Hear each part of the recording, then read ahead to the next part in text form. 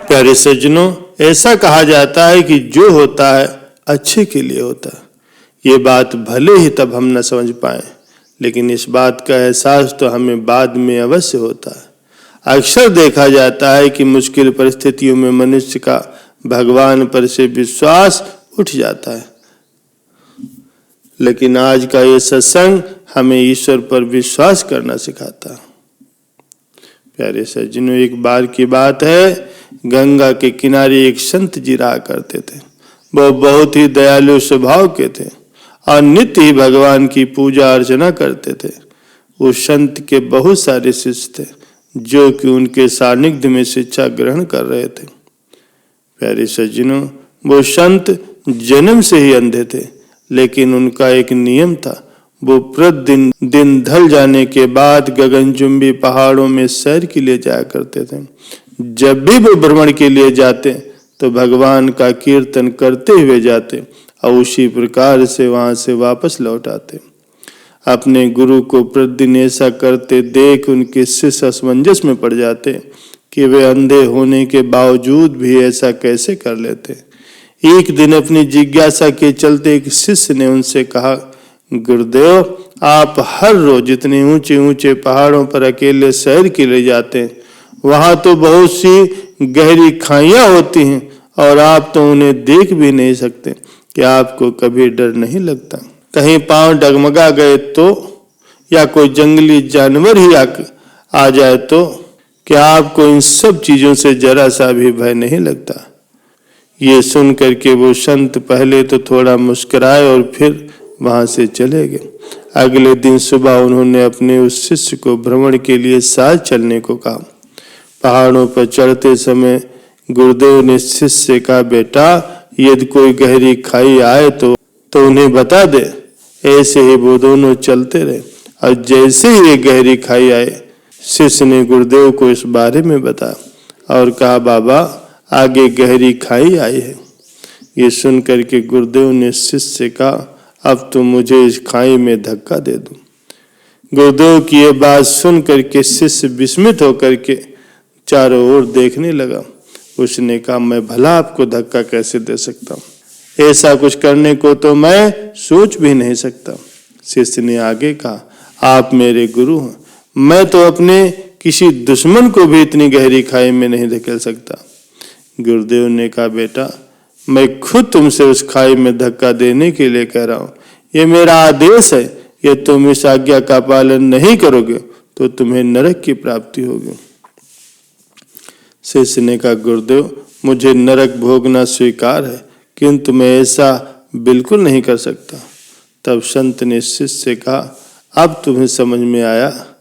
जब तुम एक सामान्य मनुष्य होकर के भी मुझे गहरी खाई में नहीं धकेल सकते, तो भला मेरा परमात्मा मुझे खाई में कैसे गिरने दे सकता? प्यारे सज्जनों, भगवान हमेशा गिरे हुए को उबारते हैं और कभी भी किसी के साथ गलत नहीं होने देते। ये सुनकर के शिष्य ने अपने गुरुदेव को दिल से प्रणाम किया और उस सीख लिए उनका बहुत धन्यवाद दिया। इस छोटी सी कहानी से हमें यही सीख मिलती है कि हमें कभी भी ईश्वर से अपने विश्वास को कम नहीं करना चाहिए। यदि आपके साथ कभी कुछ बुरा हो रहा है, या हो सकता है ये आने वाले समय में कुछ अच्छा होने का संकेत हो, इसलिए भगवान पर अपना विश्वास हमेशा बनाए रखना चाहिए। हो सकता है उन्होंने आपके लिए कुछ अच्छा सोच रखा हो।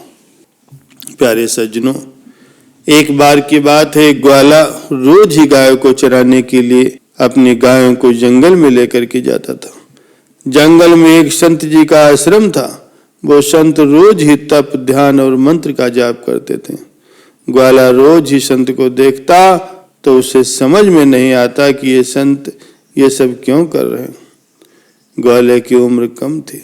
संत के इन कर्मों को समझने के लिए वो उनके आश्रम में पहुंचा और संत से जाकर के कहने लगा, महाराज, आप रोज ये सब क्या करते हैं? संत ने कहा, बेटा, मैं भगवान को पाने के लिए उनकी भक्ति करता हूँ। रोज पूजा पाठ, जप, ध्यान और तप करने से भगवान के दर्शन हो जाते हैं। संत की बात सुन करके ग्वाले ने सोचा कि मुझे भी भगवान के दर्शन करने चाहिए।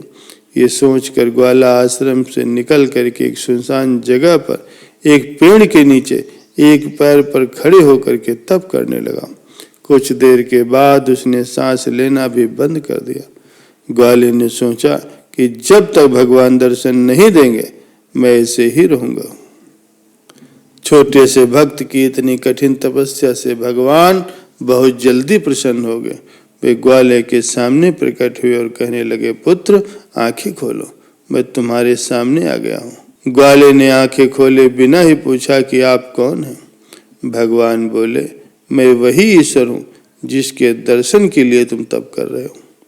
ये सुनकर के ग्वाले ने आंखें खोले, लेकिन उसने ईश्वर को तो कभी देखा नहीं था। वो सोचने लगा, क्या ये सच में भगवान है? सच जानने के लिए उसने भगवान को एक पेड़ के साथ रस्सी में बांध दिया और भगवान भी भक्त के हाथों बंध गए। ग्वाला तुरंत दौड़कर उन संत जी के आश्रम में जा पहुंचा और उन्हें पूरी बात बताई। संत ये सुन करके हैरान थे। वे भी तुरंत ही ग्वाले के साथ उस जगह पर जा पहुंचे।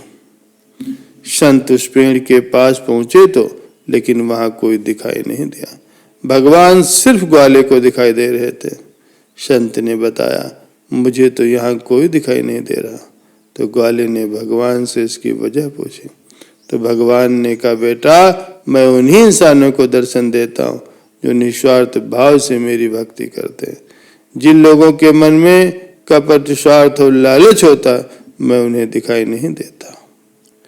प्यारे सज्जनों, इसलिए जो लोग भगवान की भक्ति निजी स्वार्थ की वजह से करते हैं उन्हें भगवान की कृपा कभी नहीं मिलती और निस्वार्थ भाव से की गई भक्ति ही सफल होती है और उसी से परमात्मा की प्राप्ति होती है। प्यारे सज्जनों, भगवान पर दृढ़ भरोसा रखें। भगवान सबकी सुनता है और सबकी मदद करता है। आपने बहुत बार देखा होगा और महसूस भी किया होगा, आप किसी मुश्किल या मुसीबत में फंसे हो, उस मुश्किल या मुसीबत से निकलने का कोई रास्ता भी दिखाई नहीं दे रहा होगा, तो उस वक्त अगर आप हिम्मत हारने वाले होते हैं या लगभग हार चुके होते हैं तो उस स्थिति में आपको सभी देवी देवता और भगवान याद आ जाते हैं। आप बिल्कुल टूटकर बिखरने वाले होते हैं तभी कोई व्यक्ति या कोई आशा की किरण आपकी जिंदगी में आती और आपको उस मुश्किल, उस मुसीबत से निकाल देती है। प्यारे सज्जनों, आप ध्यान से देखेंगे तो पाएंगे जिंदगी में सबके साथ ऐसी घटनाएं होती हैं। जब आप बिल्कुल उम्मीद खो देते हैं और हिम्मत हारने लगते हैं तब आपको कहीं न कहीं से अचानक कैसी कोई मदद मिल जाती है, आशा की किरण दिख जाती है।